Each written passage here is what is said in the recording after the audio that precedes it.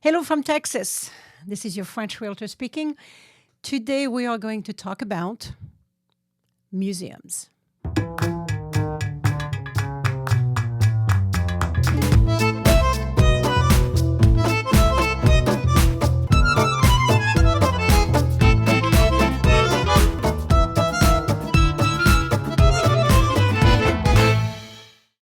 Hello. This is a new episode in our series that is typically about zip codes. However, today I would like to do something a little bit different. Today in Houston, I would like to talk to you about our museum district. We have an incredible museum district. We have quite a few museums, which of course is not unusual in a large city. But the museum district is an area of town that covers about 10 square city blocks. And it's got really interesting venues. One of them is the Contemporary Art Museum. That would be on Montrose. Then we have the Health Museum. We have the Houston Museum of African American Culture. We have the Holocaust Museum. We have the Czech Center Museum, the Lundell Art Center, which I just discovered, full disclosure. And of course, we have the Museum of Fine Art, Houston, which we are calling the MFA. So if you'll stay with me today, I will do a very large art section. This show is about art, food, and real estate. So today, the art section is going to be quite large. Let me start with the MFA. And as always, I like to put a little bit of history into these segments. So here we are. In 1917, a site was dedicated near the medical center, near the zoo, for the erection of a public art museum. In 1924 is when the museum actually opened its doors. And a lot of very wealthy, very well-intentioned, generous people started donating to the museum. The first gentleman who actually donated part of his collection was George Dixon. He basically donated the first set of important European and American paintings, and that's how it all started. Then in the 1930s, Annette Finnegan. You may want to look up Annette Finnegan. She was quite a powerhouse in the early Houston history. She was a suffragist. She was an art collector. She was a philanthropist. And we actually have quite a few ladies that have left their mark in Houston. And I will name another one in just a little bit. So what Annette Finnegan did is that she gave her collection of antiquities to the museum. And then she was traveling quite a bit. And what she would do, she would have meetings with the curator of the MFA. And together they would talk about which pieces she could bring from her various travels, if she could find them, of course. And then when she did find those pieces, she would actually go ahead and donate them to the museum. So I think that's pretty cool. I'm a hog. You cannot have lived in Houston for a little while like I have, which is for more than, almost 40 years now, without knowing who I'm a hog is. I'm a hog was another patron of the art, another philanthropist. Probably one of the most well-respected women in early Texas, early Houston history. She had a lot of art. She gave her collection of Frederick Remington paintings to the museum, and she also had a very large collection of Southwest Native American art, and she gave that as well. Ima Hogg lived in River Oaks in a gorgeous piece of property called Bayou Bend. So Bayou Bend is now part of the complex of the Museum of Fine Art. It's part of the MFAH. And this is where you can find American decorative arts and paintings. There's also another location within MFA. It's Rienzi, Rinzi is also a gorgeous, large property in River Oaks that was turned into a museum. And Rinzi has European decorative art and paintings. So when you are thinking about visiting the Museum of Fine Art in Houston, you visit basically the three buildings of the actual museum, and then you can visit Bayou Bend and you can visit Rinzi. This is a gorgeous, gorgeous complex, so much art that spans quite a large period of time. Have you ever wondered, where does this stuff come from in museums? My idea of travel is to go to a city, to go to a country, and to look for their museums. I mean, I never leave a large city without checking at the very least, the Museum of Fine Art, right?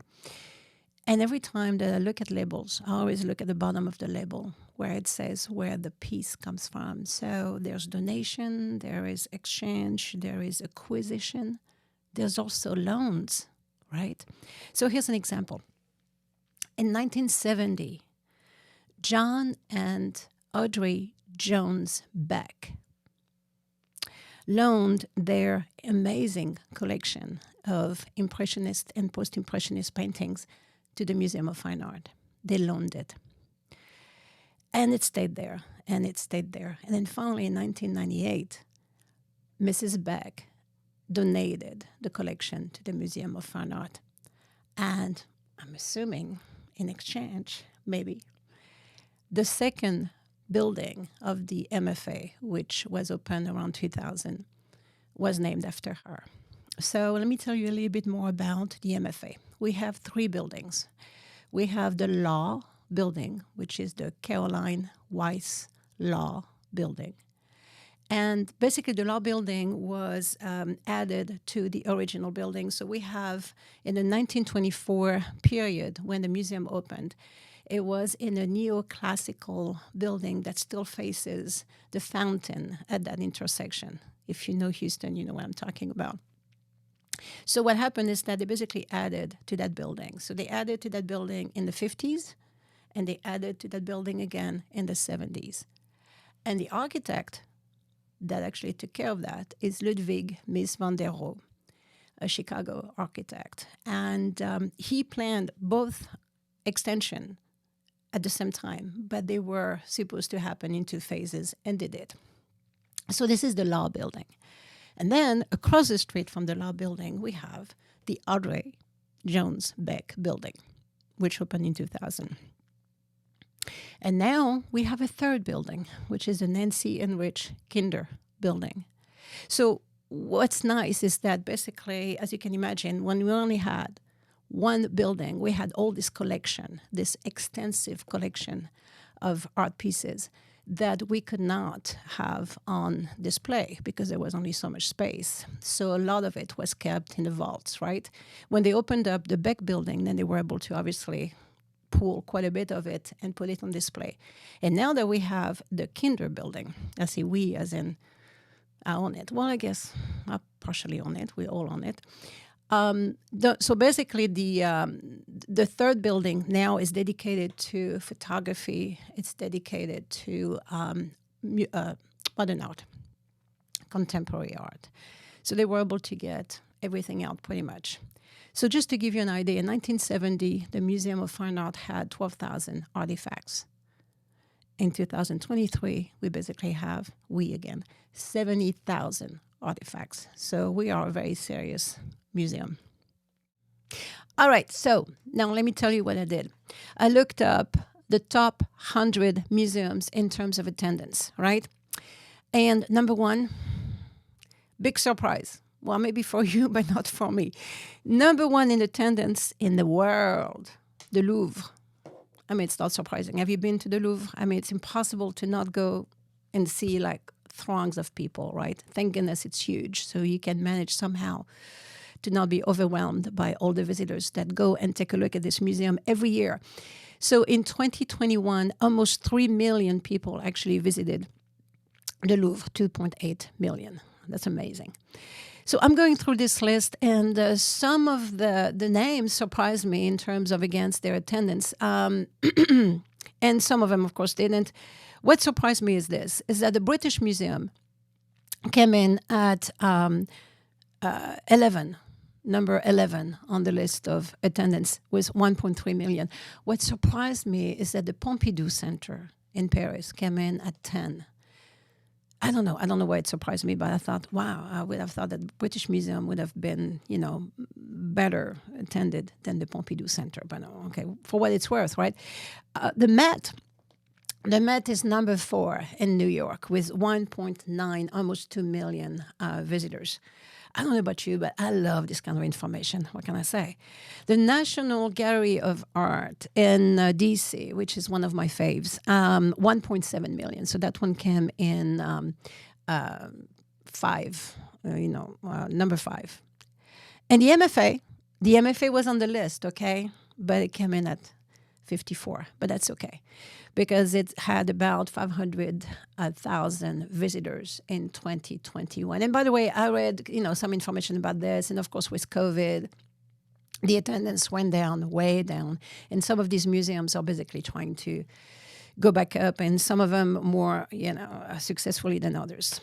So, yes, the other thing that I looked up is this. Apparently, the younger Americans, so we're looking at 18 through early 40s, the younger Americans, their attendance to museums has gone down quite a bit. It's just not there, really. Now, not surprisingly, the age group that has gone up drastically in percentage of attendance is 65 and over. Yes, I guess, in that age group, we have maybe more time to go visit museums. I'm not sure.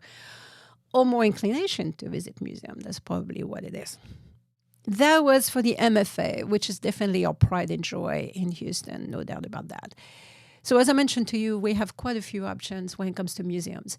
I would like to mention this one, the Lundell Art Center. What's nice about this one, particularly, is that it really caters to Houston artists, right? And art students. It actually started like that. Originally, the Lundell Art Center was meant to display the work of university art graduates. And then it kind of expanded. They gained their nonprofit status in the early 90s. Now they are located on Main. And it's really an amazing exhibit center. Their collections are quite interesting, quite different. So I would encourage you to go and check that out.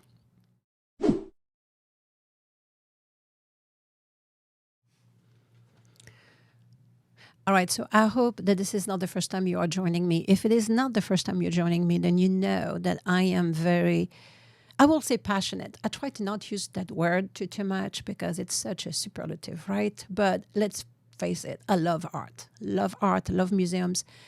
But you know what else I love? I love food so much, Maybe it's my French heritage, who knows? But I have this relationship with food that is quite interesting. So food, this is our food segment now.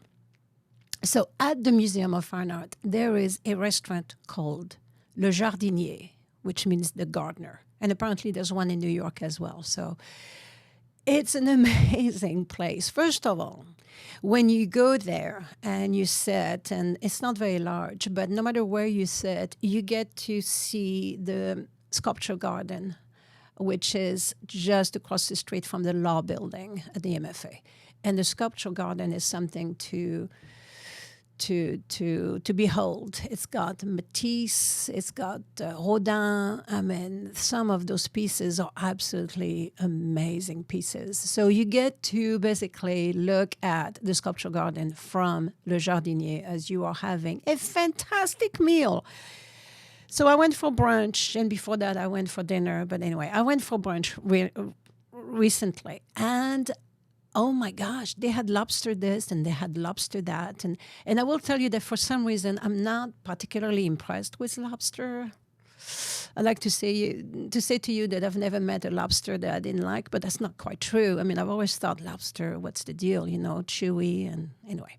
Well, their lobster is very, very good, and they put it everywhere. So we had a tartine with lobster. We had, I think, a bisque, potentially. And then there was an egg thing with lobster as well. It was just a lobster feast. And it was very, very good. So I would definitely recommend that. The service is fabulous. I mean, we're talking the sommelier comes to your table, and then everybody is so well trained and so nice. Okay, enough of that. But Le Jardinier, you need to check that out. And then there is the Zaza Hotel. So it's not in the museum, but it's just literally next door to the museum. And the Zaza Hotel, there's several locations in Houston, at least two that I know of. Their restaurant is called the Monarch. I love that restaurant. As a matter of fact, so much so that normally when I go to the museum, like on a Thursday, right? Did I say to you that the museum is free, the MFA is free on Thursday, and you can go there as early as, I think, 11, and you can stay as late as 9 p.m., and it is free. So you can wander through those galleries at your leisure into the evening. It's wonderful. So when I do that, I will cross the street and go to Monarch and have a nice cocktail. Their food is really good. Their food is really good. Let me tell you what I like over there.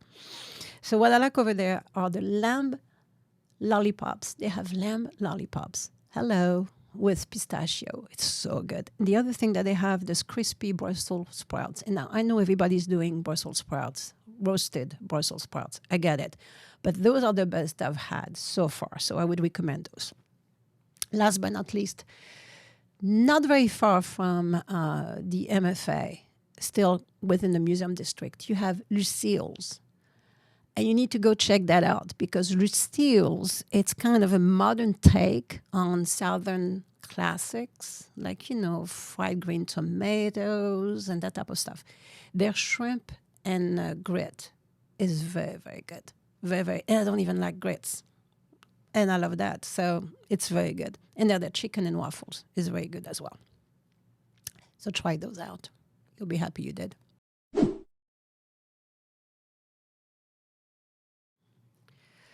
Last but not least, real estate in the museum district. Wouldn't you love to live there? I would love to live there. Not only do you have some of the best, largest museums in Houston, literally right there, in your backyard, right? You also have Herman Park that's just around the corner. You have the zoo that's not very far. So this is a pretty amazing part of town to live in. It's an expensive part of town to live in, no doubt. So just to give you a couple of ideas here. Broadacres. So I mentioned Broadacres in an earlier segment when I was talking about, 006, a zip code that we have there that's very, very close by. Broadacres is this one large street, actually two streets, and they have acre lots. So you can only imagine large homes on acre lots inside the loop next to the museums. Price point is in the mills, right? For sure. So look that up. It's a gorgeous, gorgeous part of town. And then not very far from Broadacres, just off of Bissonnette, there are two micro subdivisions that are absolutely amazing. Now, I have lived in this town for over 35 years, and I have always salivated at the idea of living on Cherokee. There is this one street that's called Cherokee. And then next to it, there is Mandel. This is a subdivision that basically has two 1 block long streets, beautiful homes, esplanades, trees, gorgeous, gorgeous, gorgeous Cherokee. And then next door to that, there is Jandor Gardens. Same thing, very similar. Two 1 block long streets. One is called Institute and the other one is called Dora. So look that up. Institute, Dora, and Cherokee. The real estate there, you cannot find anything under 1.5 million. But let me tell you, how incredibly unique is it to live on those streets? It is very unique. And then the other thing that we have in the museum district are high-rise properties. So two in particular. One of them is the Warwick Tower, very fancy. And then the other one is the Herman Tower. So I just want to throw a couple of figures at you. I was looking up the inventory there right now, and there's actually only one unit available in either one of those, each one of those high-rise towers. The one at the Warwick is on the 22nd floor, so you can only imagine the views that you can get from there. Must be pretty amazing. It's about 2,100 square feet. They are asking $1 million for it, and the monthly fee is $2,556 per month. I also did a segment on downtown where I was kind of telling you about, high-rise living. I would love to live in a high-rise, but let's face it, you need to be very, very aware of what those monthly fees are going to be, okay, because they can be staggering. And then in the Herman Tower, you have a 2,300 square foot unit, so that's actually larger. It's quote-unquote only $415,000. That's what they are asking for it right now. It's on the 4th floor. And by the way, I'm sure that in high-rises, the higher you are, typically the more expensive the unit, right? Well, that one has a monthly maintenance fee of over $3,000 a month. So, those are, things to take into consideration. There you go for the real estate segment for the Museum District. Look it up, please. We have amazing, amazing art scene in this town. And until we meet again, thank you for joining me. And I will go back to what I really enjoy doing as well, which is talking about zip codes soon. So look me up. Au revoir.